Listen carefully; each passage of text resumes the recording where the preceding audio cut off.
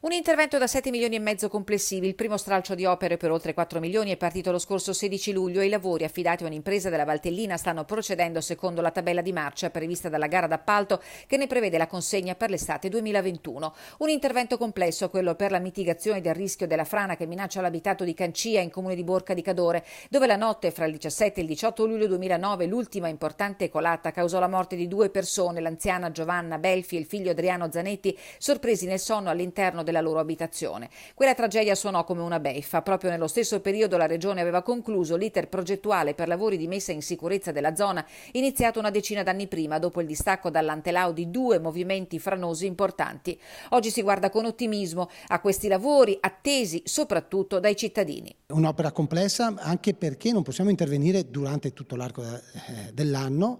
In estate abbiamo i problemi delle colate e quindi grande attenzione dovrà essere anche per non mettere a repentaglio le persone che lavorano su questo cantiere.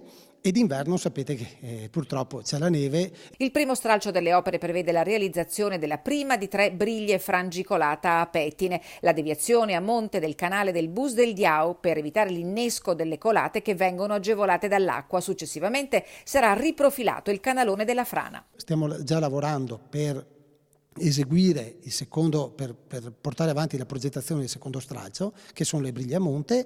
Stiamo mettendo anche a punto la situazione a valle di questa opera, perché dobbiamo anche pensare a un canale. Contestualmente a Palazzo Pironi si pensa già allo stoccaggio del materiale stoppato dalle briglie che con tutta evidenza dovrà essere rimosso. Insomma, un cantiere che si prevede sempre operativo anche per le manutenzioni.